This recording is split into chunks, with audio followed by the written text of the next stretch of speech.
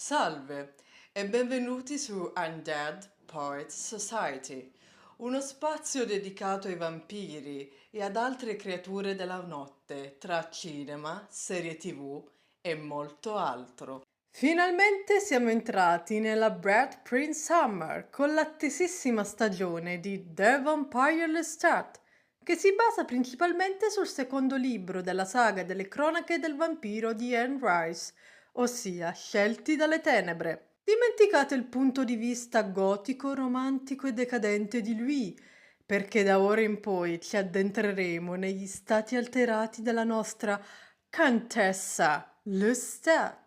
Il titolo di ogni episodio di questa stagione riprende il nome della tappa del tour della band di Lestat e in questo video analizzeremo i primi due episodi, Detroit e Toledo. Dunque, benvenuti nel favoloso mondo di Lestat de Lioncourt. Iniziamo dalla fine. Il primo episodio si apre con un'asta in cui vengono messi in vendita dei cimeli appartenuti al vampiro Lestat, che, a quanto pare, sia scomparso, e questa cosa mi ricorda un po' la trama di Velvet Goldmine, che racconta vita e sregolatezze di una rockstar degli anni 70 che, all'apice della sua carriera, decide di morire artisticamente. Deduciamo che ci sia stata una grande battaglia e chi è sopravvissuto ne è rimasto letteralmente segnato. Infatti Armand ha una benda sull'occhio, reference a Memnoch il diavolo, in cui a Lestat viene strappato un occhio mentre stava per uscire dall'inferno, e lui ha una protesi alla gamba, reference al vampiro Flavius, che ha una protesi alla gamba in avorio, come citato nel libro Pandora. A quest'asta vi è anche presente Raglan James, con un'attitudine un po' inusuale, e teoria vuole che ci sia stato uno scambio di corpi tra lui e Lestat, e per citare di nuovo Velvet Goldmine, il protagonista assiste al suo memoriale con un aspetto totalmente diverso. In uno dei lotti in vendita vi è una collezione di vinili registrati da Lestat chiamati Failures, ossia fallimenti, una sorta di audiodiario che farà da narrazione durante questa stagione. Preparatevi a un misto tra Trainspotting e Almost Famous. Gli eventi del tour sono ambientati nella primavera del 2025, il tutto ripreso come documentario da Daniel Molloy, alternando anche scene di backstage in bianco e nero, come in Late Night with the Devil, per esempio. Il nome originario della band di Lestat è Satan's Night Out, come nel libro. Larry e Alex sono fratelli. Tough Cookie è abbreviata come TC, mentre Salamander, che nel libro è un groupie, nella serie è il bassista. A far parte della crew della band ci sono Christine Clare, ossia manager e avvocato di Lestat. Ah, santa donna, che pazienza. E vi è anche il ritorno del mitico dottor Farid Bansali, che come al solito si limita a dire: io non sono qui. Tra i personaggi originali abbiamo Dee Farm, interpretata da Amaka Ume, ed è una venditrice di felicità, e Yarda, un tizio slavo e versione Neanderthal di Lestat, che funge da sosia ufficiale, sempre interpretato da Sam Reed. Intanto il metodo Daniel Molloy colpisce ancora, perché il nostro caro giornalista brillante con un punto di vista ha trovato la sua nuova frase martellante. È vero che eri balbuziente da piccolo, Lestat? La nostra rockstar Lestat si lamenta riguardo al libro, a come lui abbia romanzato il tutto, persino inventando delle cose, e ora che è nella sua era vuole dare una risposta byroniana al tutto. In un flashback, Lestat si è trasferito a Montréal, in Canada, e mentre è in videochiamata con lui scopre da un articolo online del libro di Daniel Molloy riguardante la loro storia, e da brava drama queen qual è va su tutte le furie. Durante la notte di Halloween, dei bambini mascherati da Claudia, Louis e Armand vanno a bussare alla porta di Lestat per fare dolcetto e scherzetto. E qui un piccolo momento traumatico, e innervosito anche dalla musica dei suoi vicini musicisti, irrompe in casa loro, e già da quel momento iniziano gli screzi con Larry, molto alla Salieri e Mozart, e vi lascio immaginare chi sia chi. Nella serie vi è una catena di hotel a tema vampiresco, mentre nel libro è una di bar. E una di queste sedi si chiama Dracula's Daughter, in omaggio all'omonimo film del 1936. Sulla targa dell'auto con cui Lestat arriva al locale vi è scritto Mojo, reference al pastore tedesco presente nel Ladro di Corpi. Nella serie, Baby Jenks è una groupie che sale sul palco durante un concerto di Lestat e viene morsa sul collo da lui.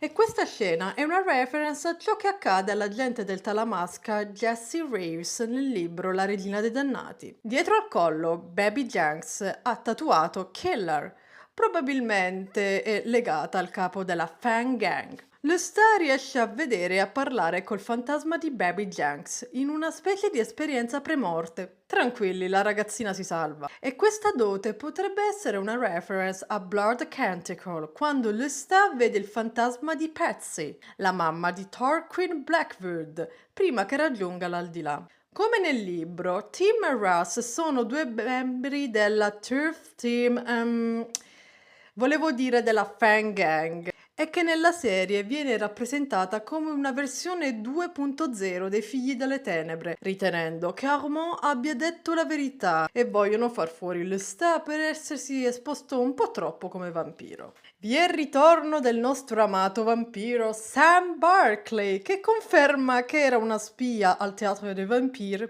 per conto del Talamasca e che assieme a Daniel intervengono per salvare Lestat che è stato aggredito dalla Fang Gang, ma questo porta alla rivelazione della loro natura vampiresca dinanzi alla band che rimane scioccata. Per tutto l'episodio Lestat si è tenuto in contatto via SMS con sua mamma Gabriella e non viene nascosto il complesso di Edipo.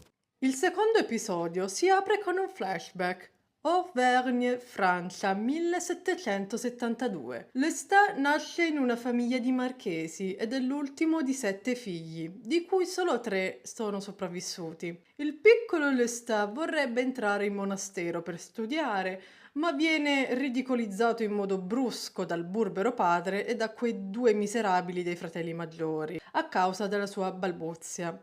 Da adolescente scappò di casa per unirsi a un gruppo teatrale di girovaghi, ma viene beccato dai fratelli, che vengono istigati dal padre a percuoterlo sotto gli occhi freddi ed esausti della madre Gabriella Vece, che nella serie è una nobildonna di origini meneghine, mentre nel libro ha origini partenopee. Comunque, la famiglia de Lioncourt è sempre sull'orlo di una crisi di nervi e le urla in quella casa sono qualcosa di ordinario. Ed ecco a voi il Wolf Killer. Lestat ha cacciato e abbattuto 8 lupi che da tempo stavano terrorizzando gli abitanti del villaggio.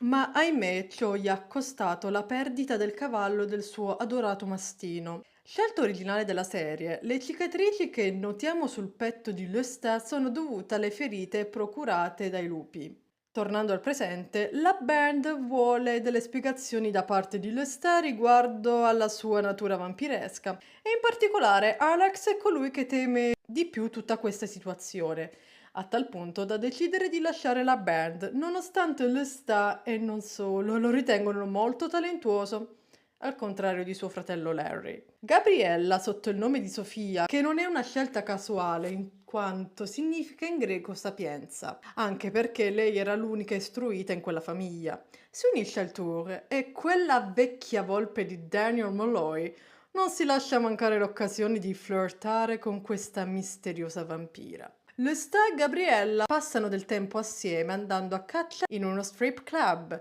dove a visionarli vi è il carissimo Riyad Rashid, che sappiamo essere collegato al Talamasca. Christine chiama Lestat per discutere con un certo Thomas Pitt, il capo della catena di hotel, e il suo avvocato riguardante al macabro evento avvenuto al Dracula's Daughter di Detroit. Thomas Pitt è uno pseudonimo di Louis, che pare essere un omaggio a Brad Pitt, in quanto ha interpretato proprio lui nel film del 1994 Intervista col vampiro, diretto da Neil Jordan. L'avvocato di Louis, e a quanto pare anche suo attuale fidanzato, è un vampiro di nome Lemuel, un Grace Jones in Gucci, interpretato da Moses Sumney, di cui sia il nome che le caratteristiche fisiche potrebbero essere un omaggio al vampiro Lemuel della serie Midnight Texas. Flashback di Lestat che trasforma Gabriella in vampiro.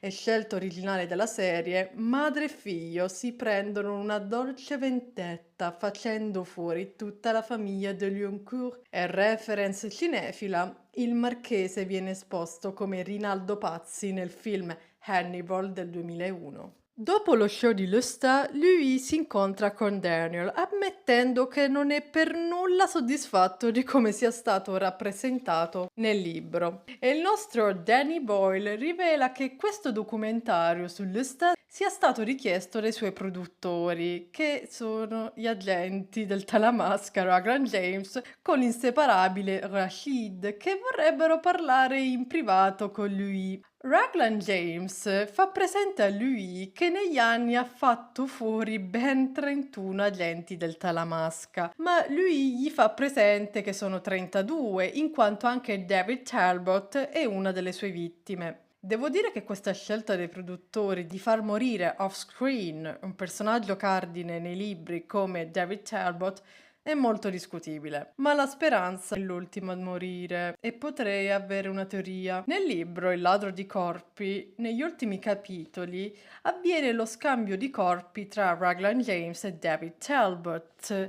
E Lestat fa fuori il vecchio corpo di David perché ormai vi è dentro Raglan e ora David vive nel corpo di un ragazzo anglo-indiano che era stato rubato in precedenza da Raglan James. In questa stagione Rashid ha uno stile più elegante, soprattutto degli occhialetti da bibliotecario, in piena linea con l'iconico stile British di David Talbot. E Rashid ha delle fattezze anglo-indiane. E altro punto che potrebbe rafforzare la mia teoria è una frase che dice lui a Rashid, chiedendo se fosse davvero il suo vero nome. Chi lo sa, staremo a vedere. Tornando alla trama, Raglan James racconta a lui che il Talamasca non sta riuscendo a gestire il caos procurato dalla Fang Gang e che dal 1925 che sono sulle tracce del loro capo killer e che solo lui sarebbe in grado di aiutarli in quanto hanno scoperto che questo vampiro si fa anche chiamare